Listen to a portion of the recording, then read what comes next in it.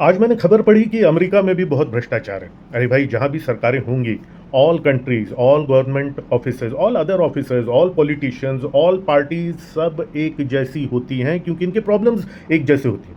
ये पॉलिटिशियंस जो हैं इनके गैंग्स होते हैं जिनको हम पॉलिटिकल पार्टीज बोलते हैं, और ये गैंग एक गैंग से दूसरे गैंग में, एक गिरोह से दूसरे गिरोह में ये अदला बदली उनकी होती रहती है इनके सेल्फिश इंटरेस्ट के हिसाब से, और ये गैंग चेंज करके कभी कभी वापस अपनी गैंग में भी आ जाते हैं। तो याद रखिए कि ये गवर्नमेंट, ये पॉलिटिशियन, ये सब कुछ से ये सब एक जैसे ही हर बार रहेंगे और इनसे कुछ एक्सपेक्टेशन करना ही गलत है। और ये मैं बिना किसी क्रोध के या बिना किसी दुराग्रह के ये मैं कह रहा हूं। और इसीलिए हर सरकार जो है ना वो हमेशा रिएक्टिव रहती है।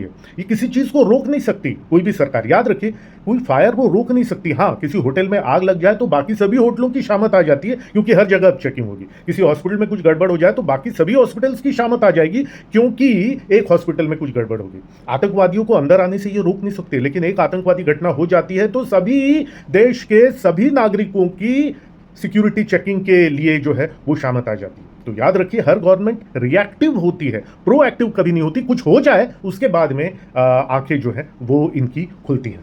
ठीक है, प्रॉब्लम ये है कि हम इनसे एक्सपेक्ट करते हैं। प्रॉब्लम यह है कि हमको लगता है कि हमने इनको वोट दिया, ये अब नए नेता आए हैं तो कुछ चीजें बदलेगी। यहां मूर्खता है, ये हास्यास्पद है। ये प्रॉब्लम है कि हम उनसे कुछ अलग एक्सपेक्ट करते हैं। अलग कुछ भी कभी भी नहीं होने वाला है, इस बात को आप समझ लीजिए।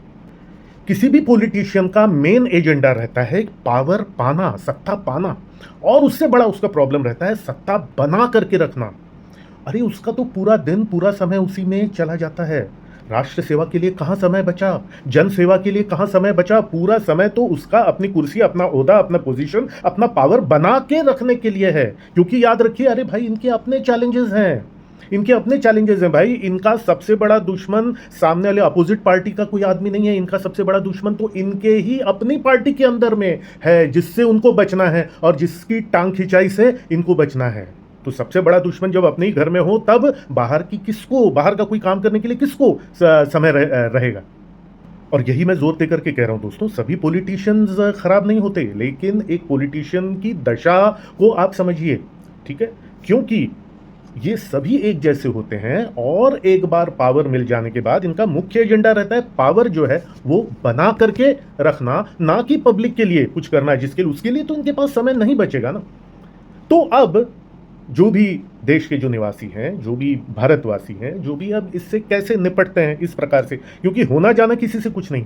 अब ऐसा है कि ये 5 तरह की रिएक्शंस भारत की जनता या किसी भी देश की जनता जो है वो इनको देती है।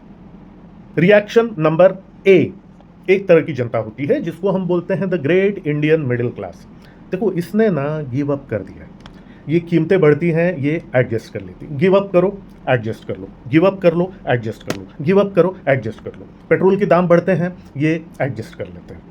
कहीं पर 8-10 लोग मर गए, इन्होंने एडजस्ट कर लिया। कहीं पर कुछ आतंकवादी घटना हो गई, इनके घर के परिवार के कुछ लोग मर गए, धीरे से इन्होंने एडजस्ट कर लिया। कहीं पर कोई बड़ा भ्रष्टाचार हुआ, इनके पैसे कहीं पर डूब गए, ये इन्होंने एडजस्ट कर लिया, ये भूल गए। ये जब इलेक्शंस आते हैं तो ये जाकर के वोट करते हैं। जो 2 पार्टियों में जो कम रद्दी है उसको वोट करके आ जाते हैं। इनको किसी से कोई उम्मीद नहीं और किसी से कोई एक्सपेक्टेशन नहीं, ना काहू से दोस्ती, ना काहू से बैर, क्योंकि इनको पता है कि भैया कल को कुछ हो जाए झेलना मुझे ही है, एडजस्ट मुझे ही करना है।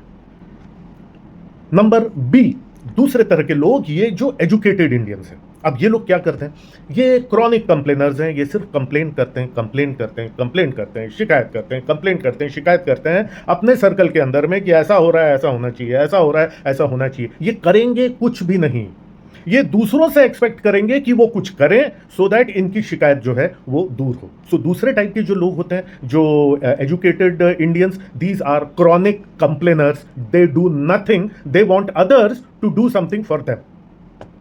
एक तीसरे तरह के लोग होते हैं, उनको लगता है भैया ये सब कुछ नहीं, मुझे खुद पॉलिटिक्स में अब जाना पड़ेगा। ये लोग खुद पॉलिटिशियंस बनते हैं, ये खुद अपनी कैंपेनिंग करते हैं, ये करते हैं, और बिकॉज इनको अब शिकायत नहीं है क्योंकि अब ये खुद पॉलिटिशियन बन चुके हैं और इनको अब पावर चाहिए, फिर पावर बना के रखना है, फिर पावर हासिल करना है, फिर पावर बना के रखना है, फिर पावर हासिल करना है, फिर पावर बना के रखना है। इसकी जद्दोजहद में इनकी जिंदगी जो है वो निकल जाती है। जब तक वो पावर में है, जब तक पावर में है तब तक इज्जत रहती है। जब पावर से चले गए, अगला चुनाव हार गए, तो पूरा ये वापस धरातल पे आ जाते हैं। अब नंबर डी, चौथे तरह के लोग ये जो इन्फ्लुएंसर्स होते हैं, अब ये पॉलिटिक्स में नहीं जा सकते, पर ये कंप्लेनर्स भी नहीं है और ये एडजस्ट करने वाले लोगों में भी नहीं है।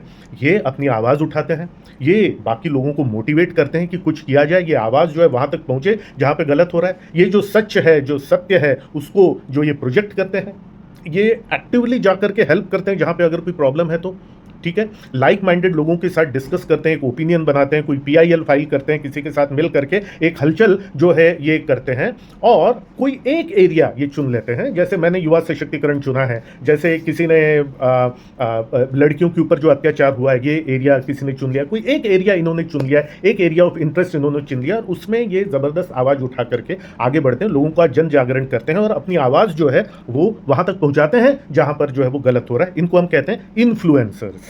एटलीस्ट कुछ ये करते हैं, अपनी आवाज़ पहुंचाते हैं, लिटरेचर बनाते हैं, लेख लिखते हैं और इस तरह का काम ये करते हैं। फिर ये एक और लेवल रहता है जो नंबर ई अपन जिसको बोल सकते हैं, ये लोग होते हैं प्रोग्रेसिव। ये अपने बिजनेस पे ध्यान देते हैं और बिजनेस को एक अलग लेवल पे लेके जाते हैं जहां पे उनको रिस्पेक्टेबिलिटी मिलती है।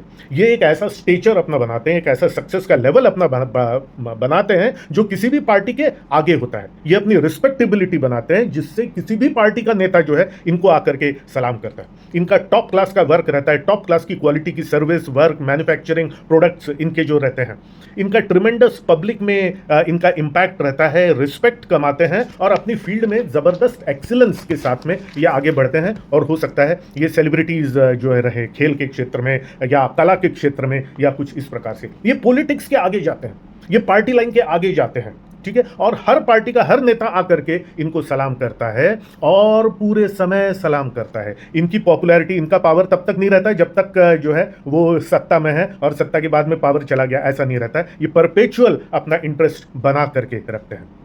मेरे फादर डॉक्टर अनिल शेष इसी प्रकार के व्यक्ति हैं, ठीक है, जिनका नैतिक बल जो रहता है वो बहुत ज़्यादा हर समय जो है वो रहा। Remember, trust is bigger than love.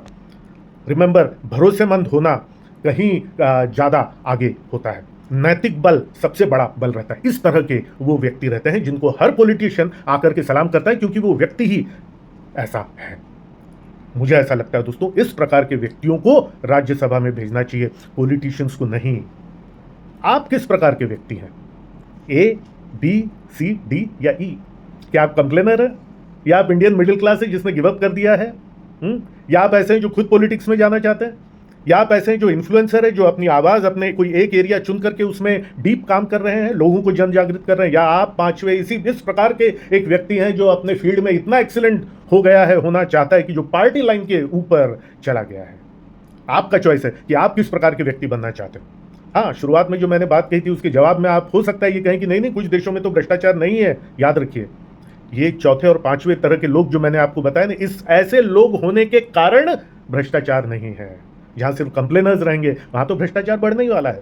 याद रखिए, कोई देश अगर महान बनता है तो वो उसके लोगों के कारण बनता है, उसके पॉलिटिशियंस के कारण नहीं, उसकी सरकारों के कारण नहीं।